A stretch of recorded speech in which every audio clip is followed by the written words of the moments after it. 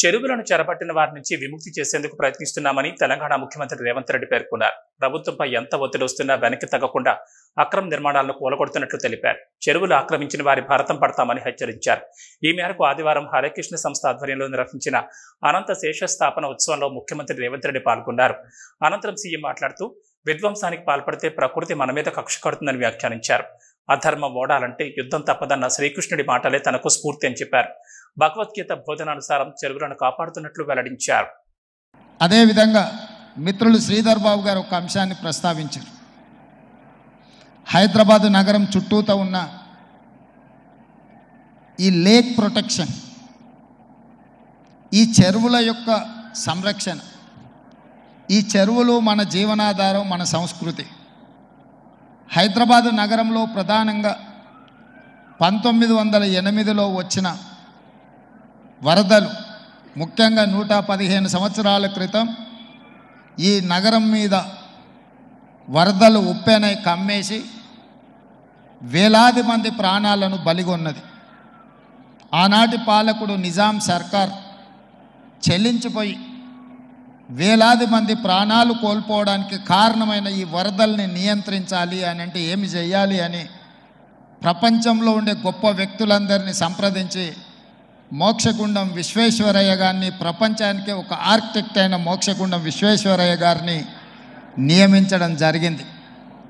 వారు పూర్తిగా ఈ ప్రాంతాన్ని, ఈ క్షేత్రాన్ని, ఈ భూమి యొక్క నైసర్గిక స్వరూపాన్ని అర్థం చేసుకొని వికారాబాద్ అడవుల నుంచి వచ్చే వరదలని నగరం మీద పోటెత్తకుండా ఉండడానికి ఉస్మాన్ సాగర్, హిమాయత్ సాగర్ని నిర్మించి ఫిరంగి కాలువ ద్వారా, మూసీ నదుల ద్వారా, ఈసా నదుల ద్వారా వచ్చే నీటిని నియంత్రించి ఆ నీళ్లను నగరానికి తాగునీటిగా మార్చి ఈ ప్రాంతంలో గొలుసుకట్టు చెరువులను నిర్మించి హైదరాబాదు హెరిటేజ్ సిటీనే కాదు, Hyderabad is a lake city అని చెప్పి నిజాం సర్కార్ 100 సంవత్సరాల ముందే ఒక అద్భుతమైన కట్టడాలను నిర్మించి మనకు అందించాడు.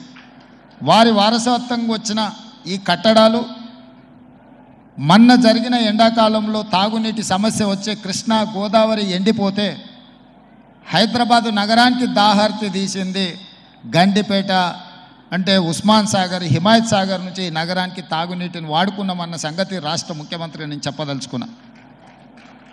ఈ ప్రజలకు కోట్లాది మంది దాహార్తిని తీర్చే ఈ యొక్క చెరువులను శ్రీమంతులుగా, గొప్ప వ్యక్తులుగా ఉన్న వాళ్ళు వాటి పక్కనే ఫామ్ హౌజుల పేరు నిర్మించుకొని వాళ్ళ డ్రైనేజ్ కాలువలు తీసుకెళ్ళి గండిపేటలో కలిపినారు. నేను ఇక్కడ వేదిక మీద ఉన్న పెద్దలతో పాటు ఇక్కడ వచ్చిన భక్తులను నేను ఒకటే మాట అడగదలుచుకున్నా. ఇవాళ వాళ్ళ విలాసవంతమైన జీవితం కోసం నిర్మించుకున్న ఫామ్ హౌజుల నుంచి వచ్చే డ్రైనేజ్ గండిపేటలో హిమాయత్ సాగర్ తాగునీటిలో కలిపితే ఆ నీళ్ళు హైదరాబాదు నగరానికి తాగడానికి సరఫరా చేస్తుంటే వాళ్ళు నిర్మించిన అక్రమ నిర్మాణాలను వదిలేస్తే ఇక నేను ప్రజాప్రతినిధిగా విఫలమైనట్ట కాదా మీరు ఒక్కసారి ఆలోచన చేయండి. అందుకే ఒత్తిడి వచ్చినా, మిత్రులకు ఫామ్ హౌజులు ఉన్నా ఏవీ వదలకుండా హైడ్రా అనే ఒక సంస్థను ఏర్పాటు చేసి తెలియకుంటేనే ప్రజాప్రతినిధులం కొన్ని మన దినచర్యల్లో భాగంగా కొన్ని తప్పిదాలు చేస్తుంటాం. తప్పుదలు తెలవకుంటేనే కొన్ని తప్పులు జరిగిపోతుంటాయి. మరి ఆ ఖాతాను సవరించుకోవడానికి, ఆ బ్యాలెన్స్ షీట్ను సవరించుకోవడానికి తెలిసి కొన్ని మంచి పనులు చేయాలని నేను ప్రగాఢంగా విశ్వసిస్తున్నా, నమ్ముతున్నా. ఆ తెలిసి చెయ్యాలనుకుంటున్న మంచి పనులో భాగము ఈ చెరువులను చెరబట్టిన వాళ్ళ నుంచి విముక్తి కలిగించాలన్న ఏకైక లక్ష్యంతోనే ఈరోజు చెరువులను ఆక్రమించుకున్న వాళ్ళను ఎవరిని వదలకుండా ఉక్కు పాదంతో అణిచివేయాలన్న ఆలోచన, అందులో నిర్మాణాలను ఏ ఒత్తిడి వచ్చినా వెనక్కి తక్కకుండా తొలగించాలన్న ఆలోచనతోనే ఈరోజు ఈ చెరువులలో ఉన్న అక్రమ కట్టడాలను కూలగొడుతున్నాము. దీనికి స్ఫూర్తి భగవద్గీత అనే కురుక్షేత్ర యుద్ధ సందర్భంలో అర్జునుడు ఆయుధాలను కింద పడేసి రాజ్యం కోసం భీష్మ పితామహుడు, అదేవిధంగా కర్ణుడు, దుర్యోధనుడు, దుశ్శాసనుడు, నా సహోదరులందరూ ఆ పక్కన నించుంటే ఈ రాజ్యం కోసం వాళ్ళందరినీ సంహరించడం, వాళ్ళని సంహరించి రాజ్యాన్ని సాధించుకోవడం ద్వారా ఏమి ఉంటుంది, ఏం మనశ్శాంతి వస్తుంది అని చెప్పి అర్జునుడు యుద్ధతంత్రం నుంచి తప్పుకుంటా అన్నప్పుడు శ్రీకృష్ణ భగవానుడు బోధించిందే భగవద్గీత. చంపేదెవరు, చంపించేదెవరు, లోక కళ్యాణం కోసం నీ బాధ్యతను నెరవేర్చాల్సిందే. ధర్మం బ్రతకాలి, అధర్మం ఓడాలి అంటే నువ్వు యుద్ధం చెయ్యాల్సిందే అనే యుద్ధ నీతిని ఆ రోజు అర్జునుడికి బోధించింది శ్రీకృష్ణ భగవానుడు.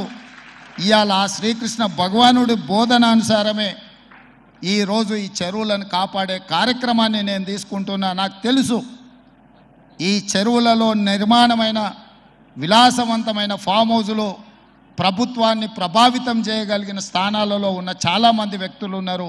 ప్రత్యక్షంగా ప్రభుత్వంలో భాగస్వాములు అయి ఉండొచ్చు, లేకపోతే సమాజం మీద బాగా ప్రభావితం చేయగలిగిన వ్యక్తులు ఉండొచ్చు. కానీ వాటన్నిటినీ నేను పట్టించుకోదలుచుకోలే.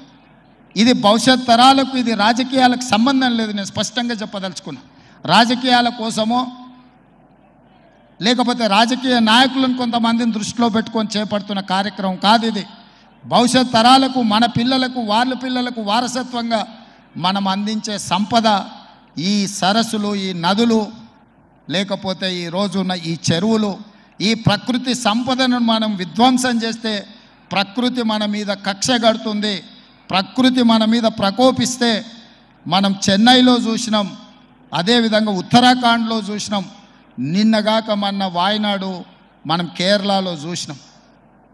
ఈరోజు ఇలాంటివన్నిటిని దృష్టిలో పెట్టుకున్నప్పుడు ఈ హైదరాబాదు నగరాన్ని రక్షించుకోవాల్సిన బాధ్యత మన అందరి మీద ఉన్నది. ఇది ఒక సుందరమైన నగరం. ఈ నగరానికి ఈ చెరువులే ఒక అందం. ఈ చెరువులను కాపాడే బాధ్యత ఈ ప్రభుత్వం తీసుకుంటుంది.